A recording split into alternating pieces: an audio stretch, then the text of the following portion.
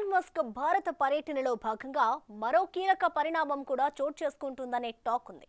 Musk ప్లాన్లో భారత Reliance భాగస్వామ్యంలో వ్యాపారానికి అడుగులు పడుతున్నట్లు తెలుస్తోంది. అయితే టెస్లా కార్లు రిలయన్స్ పార్ట్నర్షిప్లో వస్తాయా అనే సందేహాలు మొదలయ్యాయి.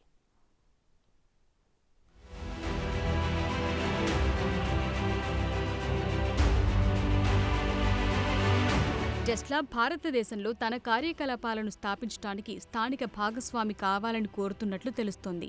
అందులో భాగంగానే ఎలక్ట్రిక్ కార్ల తయారీ సంస్థ రిలయన్స్ ఇండస్ట్రీస్తో కలిసి దేశంలో తయారీ యూనిట్ను నిర్మించడానికి జాయింట్ వెంచర్ కోసం చర్చలు జరుపుతున్నట్టు సమాచారం ఉంది. అయితే ఇరు కంపెనీల మధ్య దీనిపై ఇంకా చర్చలు ప్రాథమిక దశలోనే ఉన్నట్లు కొన్ని నివేదికలు వెల్లడిస్తున్నాయి.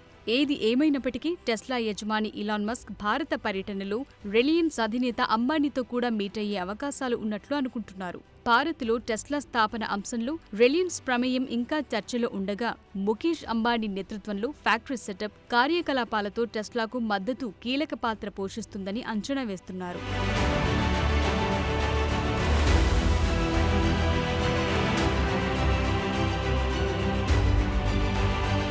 భారతదేశంలో ఎదుగుతున్న మధ్యతరగతి ప్రజలు తమ పెరుగుతున్న సంపదను కొత్త విద్యుత్ వాహనాలపై ఖర్చు చేయాలని చూస్తున్న క్రమంలో ఎలాన్ మస్క్ కొన్నేళ్లుగా భారతదేశంలోకి ప్రవేశించాలని చూస్తున్నారు. అయితే టెస్లా ఇంక్ భారతదేశంలో ఎలక్ట్రిక్ వాహన తయారీ కేంద్రాన్ని నిర్మించడానికి సాధ్యమైన జాయింట్ వెంచర్ గురించి రిలయన్స్ ఇండస్ట్రీస్ లిమిటెడ్ కలిసి పనిచేయటంపై రిలయన్స్ పాత్ర ఇంకా ఖరారు కాలేదు. కానీ ఒక నెలలో ప్లాంట్ స్థానాన్ని, జాయింట్ వెంచర్ను ఖరారు చేయడానికి టెస్లా సీనియర్ అధికారులు భారతదేశాన్ని సందర్శించాలని భావిస్తున్నట్టు వార్తలొస్తున్నాయి.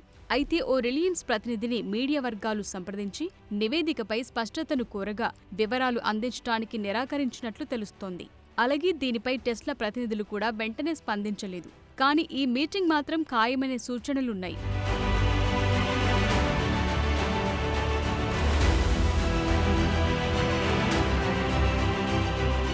ఎందుకంటే భారత్లో టెస్లా ఫెసిలిటీలను ఏర్పాటు చేయడానికి, విదేశీ ఈవీ బ్రాండ్లను తీసుకురావటానికి భారత ప్రభుత్వం చూస్తున్న తరుణంలో టెస్లా భారతదేశంలో గణనీయమైన పెట్టుబడులు పెట్టనుందని ఎలాన్ మస్క్ గత సంవత్సరం చెప్పారు. ప్లాంటును నెలకొల్పటానికి ఎలాన్ మస్క్ కనీసం $2 బిలియన్ల ప్రాథమిక పెట్టుబడిని చేసేలా ఒప్పందంపై దేశం కసరత్తు చేస్తోంది. అదే సమయంలో టెస్లా భారతదేశం నుండి ఆటో విడిభాగాల కొనుగోళ్లను 15 బిలియన్లకు పెంచాలని సూచిస్తోంది. ప్రభుత్వం గత నెలలో విదేశీ కంపెనీలు కనీసం 41.5 బిలియన్ రూపాయలు పెట్టుబడి పెట్టి 3 సంవత్సరాల్లో దేశీయంగా వాహనాల ఉత్పత్తిని ప్రారంభిస్తే వాటి ఈవీలపై దిగుమతి సుంకాలను తగ్గించే పాలసీని తెచ్చింది. విదేశీ బ్రాండ్ ఈవీల దిగుమతి సంఖ్యపై కూడా పరిమితి విధించింది. ఈ పరిణామాల మధ్య మస్క్ రాక, మీటింగ్ జరిగే అవకాశాలే ఎక్కువగా కనిపిస్తున్నాయి.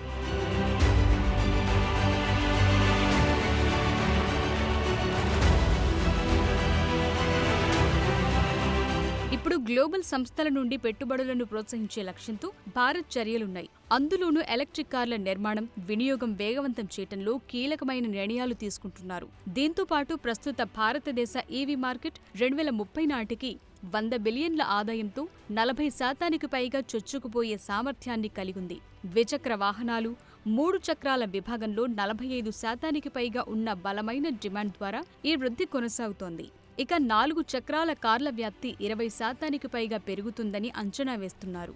ఈ క్రమంలో టెస్లా రాక వల్ల భారతదేశం త్వరలో కాంపాక్ట్ ఈవీ మోడళ్ల తయారీ కేంద్రంగా మారుతుందని నిపుణులు భావిస్తున్నారు.